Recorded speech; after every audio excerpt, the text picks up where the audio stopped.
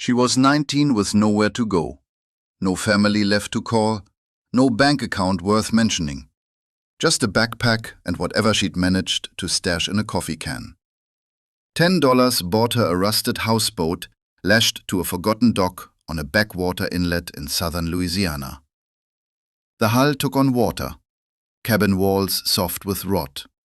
The marina owner gave it a month before it sank. But nobody knew what waited below that deck.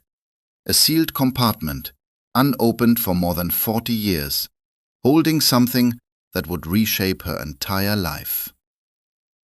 Before we go on, if stories like this hit home for you, subscribe. Drop a comment and tell us where you're watching from. We love seeing how far these stories reach. June Prescott had been drifting toward water her whole life and never realized it. Born in a small town in central Mississippi, the kind of place where the closest water was a muddy farm pond.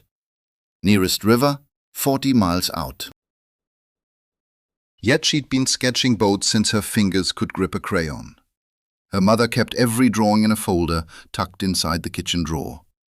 Crayon boats, marker boats, pencil sketches with crooked masts and stick-figure crews. By age 9, that folder was an inch thick. Her mother died when June was 11. Brain aneurysm. Tuesday evening, she was cooking dinner. By Thursday, she was in the ground. June's father, a quiet man named Cal who worked maintenance at the high school, did his best. That was the phrase everyone in town attached to him, spoken with gentle resignation. He did his best. Showed up to school events, packed her lunches, never once raised his voice. But after his wife died, something inside Cal went dark. Not suddenly, gradually.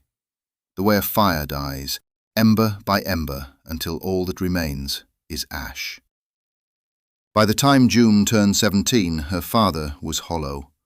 Still worked at the school, still came home, ate dinner, watched the news, but unreachable. She'd speak to him and he'd nod, answer in one syllable, stare past her at something invisible. Eventually, she quit trying. Giving up hurt less than failing over and over.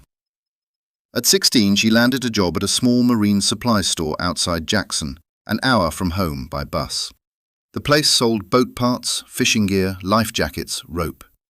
Everything smelled like salt water, even though actual salt water sat 200 miles south.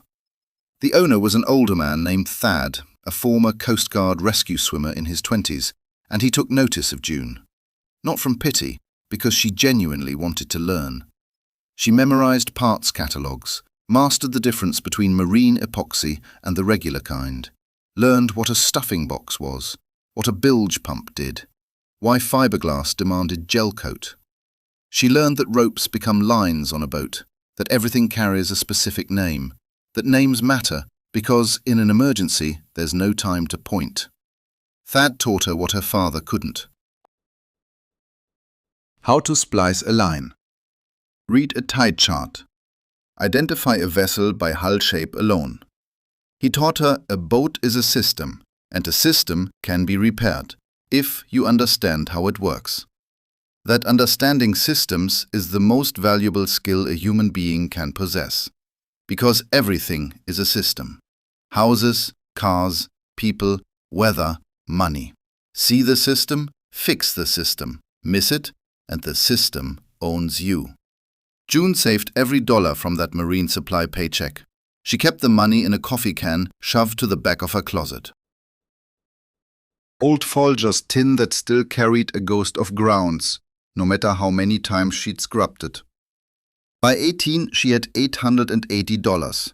By 19, $1,140. Her father died on her 19th birthday, heart attack, sitting in his recliner, evening news glowing across the room. June found him when she walked in from work, television still on. He looked peaceful, a strange thing to feel grateful for, but she felt it anyway. He hadn't suffered, he had simply stopped. The way she'd watched him stopping for 8 years, only now it was permanent. The house wasn't hers. The house had belonged to a man called Berkeley. He owned 3 properties in town, rented them to tenants who paid on time, and kept their mouths shut. After the funeral, Berkeley gave June 2 weeks. He wasn't cruel about it. His own daughter needed the place, he explained. Rent was covered through month's end. That was all he could offer. June nodded. She'd seen it coming. She boxed her father's belongings for goodwill, kept his wool fishing sweater, kept a framed photograph of her mother and him from 1998. Everything else she owned fit into a backpack and a duffel bag. The morning the lease expired, she walked out carrying her bags and her coffee can, stood on the porch, looked at that door for a long time before pulling it shut. The bus to Jackson departed at 9:15. The connection from Jackson to Baton Rouge left at 11:40. June had been turning Louisiana over in her mind for months. Thad's brother ran a marine repair shop on the bayou outside Homer. Thad had told her, more than once, that if she ever wanted to learn boats from the inside out, his brother Walker would teach her. She'd never intended to take him up on it. But standing in the Jackson bus station with her entire life in 2 bags and $1,128 rattling in a coffee can, she understood there was nothing else left to aim for. She bought the ticket. The ride south stretched long and slow. Mississippi bled into Louisiana as the ground went flat and the air turned thick, heavy with moisture. The trees shifted. Oaks gave way to cypress and tupelo. Their roots stood in black water like the legs of animals waiting for something. Spanish moss draped from branches in long gray veils. June watched all of it through the glass with a focus she reserved for things she was trying to burn into memory, a place she had never visited but had always somehow recognized. The way you know the shape of a word in a language you've never spoken. She reached Homer at dusk. The bus station was a concrete box beside a gas station. Thad's brother Walker, who looked exactly like Thad but wore a beard, stood waiting beside a dented Ford F250. He said almost nothing on the drive to the shop. One hand on the wheel, one elbow out the window. The warm, wet evening air filled every silence he left open. The shop sat on a backwater inlet roughly 10 miles from town. An open-sided wooden structure under a corrugated metal roof, with a small dock reaching out into dark water. A few boats lined the dock, a fishing skiff, a cabin cruiser with weed-streaked flanks, an aluminum john boat, and at the far end, listing slightly to port, an old houseboat. Walker pointed. "That's what I wanted to show you. Old Tilden Boudreau's place. He died last year, no family. Thad said you might be looking for something." June walked the length of the dock to see it. The houseboat ran about 30 feet stem to stern. Steel hull, painted white once, now mostly rust, bare metal showing through in patches. The cabin perched on top, a flat-roofed wooden box covered in peeling turquoise paint. 2 small windows along each side, a weathered wooden door facing the dock. A life ring hung crooked on the railing, its rope rotted but still clinging. The whole vessel rode low, weighed down by whatever filled its cabin and whatever water had crept through the hull over the years. But June could read the lines. She could see what this boat had been. Steel hull meant it could be patched, sanded, sealed. Wood cabin meant every plank could be torn out and replaced if it came to that. The shape was right, low and steady, built for slow water, built for floating, not running. The kind of vessel that didn't need a destination because it was already exactly where it belonged. June asked. Walker scratched his beard. $10. June pulled out the coffee can, counted 10 $1 bills into Walker's open palm. He looked at the money, looked at her, nodded slow. "You know how to caulk a seam?" he asked. "Yes." "You know how to mix marine epoxy?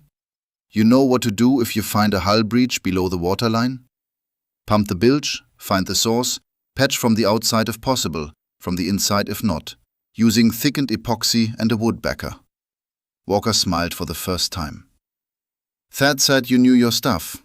I didn't believe him. He pressed the key into her hand. Sleep on it tonight. We'll start in the morning. June stepped onto the houseboat that evening as the sun dropped behind the cypress trees.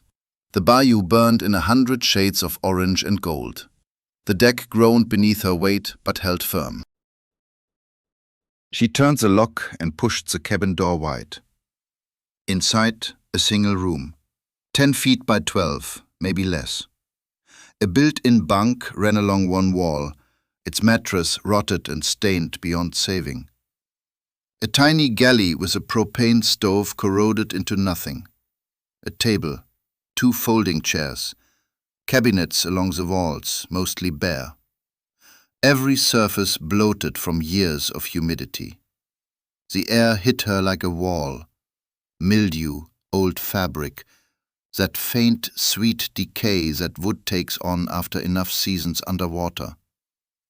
The place was a wreck, but it floated, and it was hers. June dropped her bags on the table and stood in the center of the cabin, turning slow. She could feel the hull shifting beneath her feet, a gentle sway from some fish breaking the surface outside. The walls pressed close, the ceiling hung low.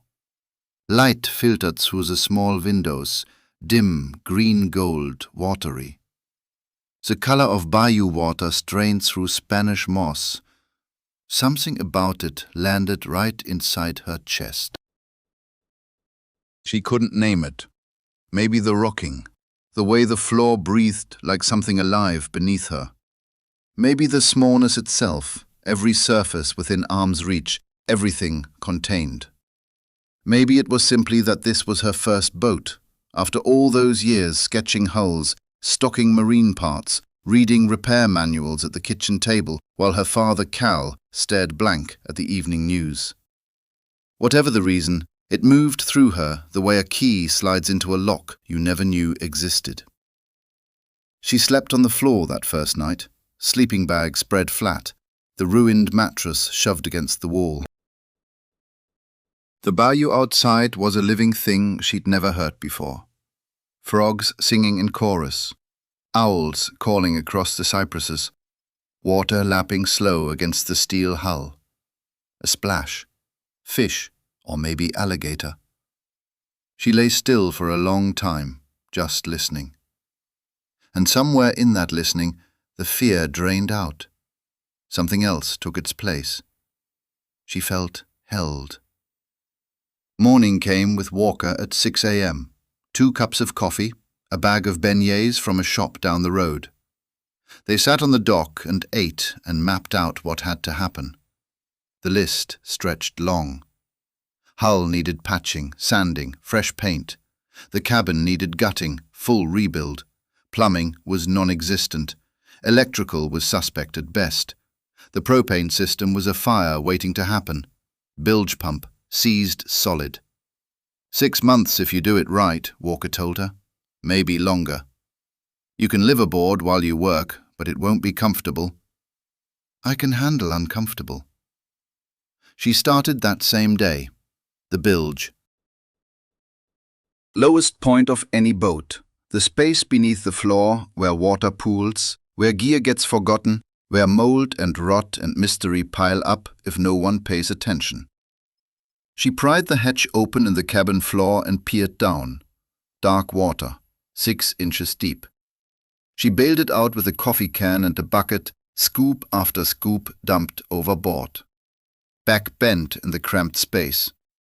2 hours of that before the water was gone. She aimed her flashlight into the emptied bilge and saw what had been sitting at the bottom. A wooden footlocker, old, the kind soldiers once carried to war. Brass corners, leather straps, a heavy padlock holding it shut. It rested on a wooden platform, purpose-built, raised from the bilge floor to keep the chest above the waterline. Whoever placed it there had wanted it dry. The platform had gone soft with rot, but the footlocker itself looked solid. Brass tarnished green. Leather cracked but intact. The padlock rusted shut. June stared at it for a long time. Then she pulled herself out of the bilge and went looking for Walker. He came back with her, looked down at the footlocker, looked at June, scratched his beard. "Tilden was an interesting man," he said. "Did 3 tours in Vietnam. Came home and spent the next 40 years living on this boat. Never married. Worked as a mechanic in Homer, saved everything he earned, spent almost nothing. People used to wonder where his money went. Nobody ever asked, because Tilden wasn't the kind of man you questioned. I think we just figured out where it all went. It's your boat," he said. "You should be the one." June sawed through the rusted padlock. It dropped to the deck with a flat metallic clank. She unbuckled the leather straps, lifted the lid. Inside, wrapped in oilcloth, sat rows of small canvas bags, each one tied with twine, each labelled with a date in faded ink on a paper tag. The earliest, 1979. The latest, 2018. The year before Tilden died. 40 years of bags. June picked one up, heavy. She pulled the twine loose and opened it. Coins. Old silver coins. Walking Liberty $half, Morgan silver dollars, Mercury dimes. Dozens of them packed tight inside the canvas. She opened another. More coins. A third. This one held paper money, old bills folded in half and bound with a rubber band. A fourth was mixed. A fifth held only dimes. A sixth only quarters. 43 bags total in the footlocker, one for each year between 1979 and 2018, except 1985 and 1992. Those were missing. Each bag held whatever Tilden had managed to set aside that year. Some years weighed more than others. The bag from 1981 was nearly empty. The one from 2003 was so stuffed the seams were splitting. June counted everything. Took her 2 days. Walker assisted with the coin appraisals. He knew a dealer in Thibodaux who drove out, examined the silver content, and gave her honest numbers. The total, coins and bills combined, came to $48,200. Beneath the last canvas bag, at the very bottom of the footlocker, lay a folded American flag and a sealed envelope. The handwriting on the front was spidery, unsteady. "To whoever finds this." June broke the seal and read, "My name is Tilden Boudreau. I was born in Corcoudry, Louisiana in 1948. I served in the United States Marines from 1966 to 1972. I came home with a head full of things I couldn't put down, and the only place I could put them down was on this boat, on this water, where it was quiet enough to think and small enough to handle. I bought this boat in 1979 for $400, and I have lived on it ever since. Every year I saved what I could in a bag with that year written on it. I do not have family. The men I served with are mostly gone. There is no one to leave this to, so I am leaving it to whoever finds it. If you found this footlocker, you came onto my boat for a reason. Maybe you needed a place to be. Maybe you were trying to build something. Maybe you were just lost. I was all of those things once. I hope this helps. The boat is a good one. She has carried me a long way without ever moving from her slip. Some boats are like that. Some lives are like that. Take care of her. Tilden Boudreau, May 2018. _quote_13__. You take care of that boat. Tilden was a good man. The way you mix peanut butter and jelly for a sandwich, until it stays where you put it. I know exactly what color you want. Hold on. I've been working on boats for 35 years, and I've never seen a first-time hull job that good. He didn't say anything else. He didn't need to. The cabin came next. She stripped it down to the steel frame of the deck, pulling rotted plywood walls out in chunks, ripping corroded wiring free, disconnecting the broken propane stove with a wrench and a lot of swearing. 3 trash bags filled with mildewed insulation, old fabric, carcasses of dead spiders. When the cabin stood empty, the steel deck and frame baked bare in the bayou's sun. She could see the bones of what she was rebuilding. She framed the walls with marine plywood and cedar siding, packed closed cell foam between the studs,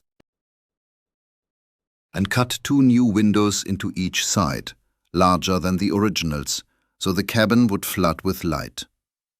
She rebuilt the roof with marine plywood and rolled roofing material, setting a small skylight in the center. It would drop a beam of sun directly onto the table she planned to build. The corroded propane stove was gone. In its place, a new one, properly vented this time, fitted with a regulator, a shut-off valve, and a carbon monoxide detector mounted to the cabin ceiling above it.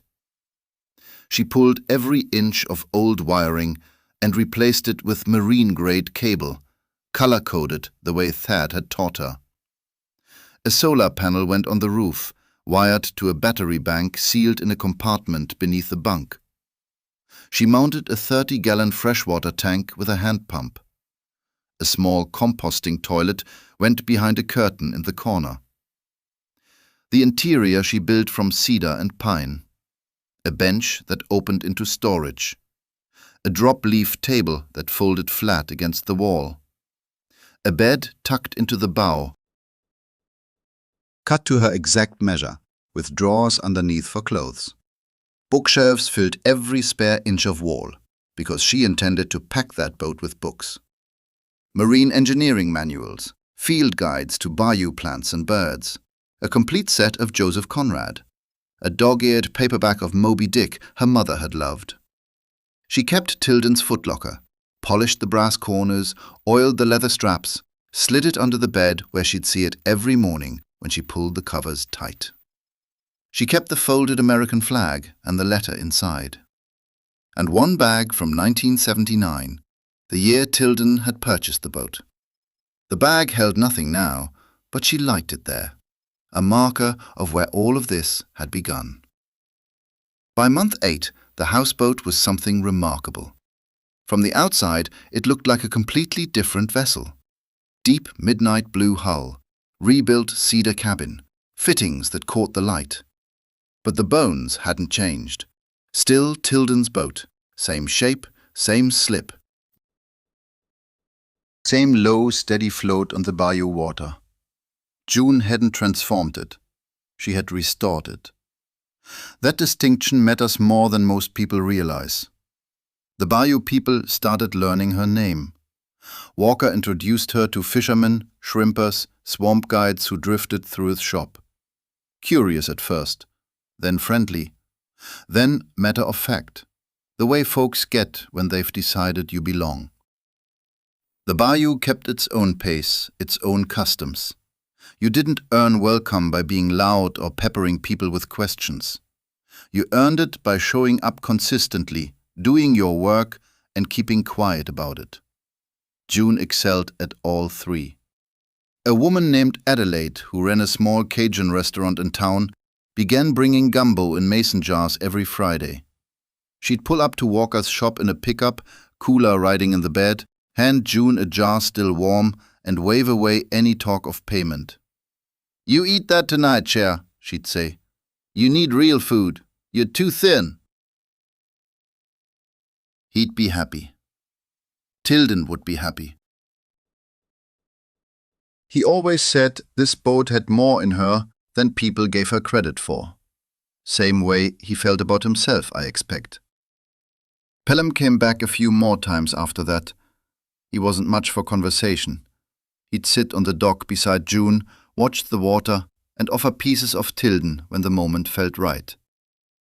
The war Tilden never spoke about. The woman he'd loved before Vietnam. The one who didn't wait for him to come home. The dog he'd named Dauphin, who lived aboard with him for 14 years and lay buried in the cypress grove behind the marina. June absorbed every word. wrote some of it down in a small notebook she kept in the drawer beneath her bed, next to the empty 1979 canvas bag and Tilden's letter. She was assembling a portrait of someone she'd never met. The way you might reconstruct a face from fragments. A story here, a photograph there, an empty bag with a date inked on the side. By 6 months in Homer, June felt she knew Tilden Boudreau more deeply than she had ever known her own father.